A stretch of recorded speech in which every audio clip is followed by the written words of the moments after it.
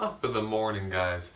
So, Artemis Fowl is a movie that was supposed to release last August, and then it got pushed this past May. And then COVID happened, so then it was like, alright, we're just gonna release this on Disney Plus quietly. And you'll see why they did it very quietly. Anyway, so I just got up early this morning, because it just came out today.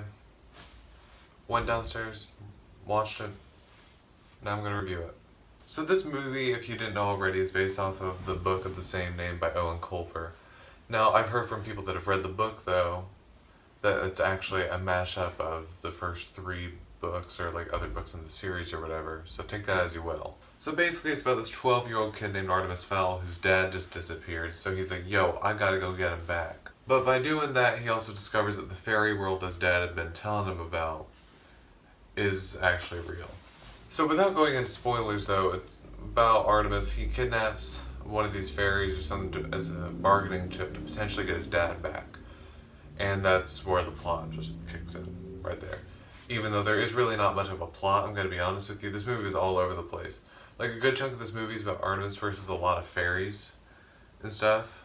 And there's also this random bad guy that just kidnapped his dad and just pops in every now and then on like a phone call, and he's just like, yo, I have your dad, do you have the Oculus or something? Not the Oculus.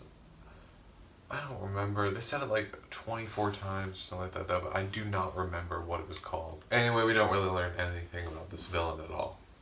Like, it's clearly set up for sequel, which I'll get into later, but yeah. So, but if you can't tell, this story was kind of all over the place. It's a complete mess. Really have no clue what this movie was about. Like, it mostly all took place inside of Artemis Fowl's house, which doesn't really give you many opportunities to potentially craft an interesting world. We did get some cool glimpses of the fairy world, but again, they were just glimpses, so you don't really see it much at all. The cast was alright, I guess. I don't know, like, nobody really stood out. There was Judi Dench in there, and she was just Judi Dench was just kind of there, and she was doing this accent that made it sound like she was just smoking a 12-pack before she was filming. Now, surprisingly, Josh Gad was one of the parts of this movie that I actually found alright. I know a lot of people hated his role in this because like he did a weird voice. But honestly, I am not a fan of Josh Gad as it is, so I was surprised that I actually didn't mind him at all. So, yeah. The actor for Artemis, though, I don't know. Like, I don't want to rag on a child actor because I understand acting is really tough, and especially when you're a child actor, and this is his first major role. So, like, I don't want to rag on him that much, but he was just not good. This was a really bad performance.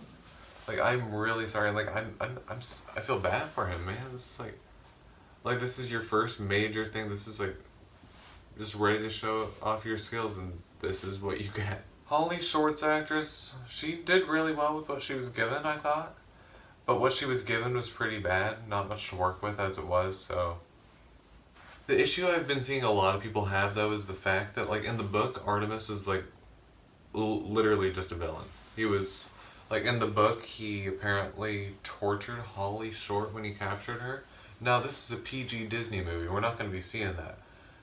But still, like, I don't think we saw him do anything criminal in this movie at all.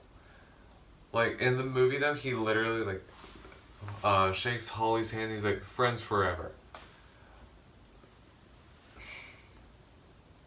I am genuinely perplexed how one read the book where he's like a villain, like he's basically a bad guy, and thought, yeah, we're gonna make him say friends forever to this person that he imprisoned. Like this movie is so unrecognizable from source material. I also read like a little synopsis on Wikipedia just to, you know, prepare for this review. But it is so unrecognizable from the source material other than in name. It reeks of Aragon and Percy Jackson from that era, like 10 years ago. This is basically 15 years too late. Like back when that was a huge craze to be the next Harry Potter. Like honestly, like, I don't think we've had anything like that since 2010 with the first Percy Jackson movie. Now I'm really curious to know what exactly went on behind the scenes that prompted such a delay by 9 months from August to May. Like, I would guess reshoots, and I think a good chunk of the plot got changed because you also have these, Josh Gad narrates the story basically, and it looked very much like a last minute addition. Like, I know, and then if you watch the teaser trailer, most of the shots in the trailer don't make it into the movie. It is completely different. It looked like Artemis and his butler went other places other than the house. In the movie, they just drive in the house the whole time. I don't know. I saw someone else point out that like a lot of the dialogue sounded like it looked like it was re-recorded and just dubbed over the movie. Like, you wouldn't see an actor's mouth move, but they were talking. I didn't really notice that, but I saw quite a few other people noting that. So yeah, I'm kind of curious to see what this movie originally looked like. Now I'm gonna be really honest here. Disney really dodged a bullet here by releasing it on Disney Plus. I don't think it will really be much of a hit on Disney Plus either. I don't think it would have been a hit in theaters at all. It would have been a massive bomb. This movie cost $125 million to make. They lost the fans of the book on this one with just the trailers, and I don't think the general audience is particularly curious to see this at all. I know I wasn't. I only watched it because it was on Disney Plus, and because I'm doing these reviews. But this would have been, if this released in theaters, this would be embarrassing for Disney, considering their hot streak recently. Last year they had so many billion-dollar movies. They had Captain Marvel, Avengers Endgame, the highest-grossing movie of all time. They had Aladdin. Which Aladdin was great. Watch my review. What else did they have? They had Toy Story 4. They had The Lion King. They had Frozen 2. They had Star Wars Rise of Skywalker, which I might review. That's gonna be a massacre. But like, honestly, if they had released this after all those, this would have been embarrassing. I do not know how this got made. They also clearly set this movie up for sequels, which, firstly, that was a terrible idea. Secondly, I don't get how you look at the script for this movie, or even look at the movie itself and go like, yeah, this deserves to be a franchise. Now, like, Disney, not everything you do needs to be a franchise.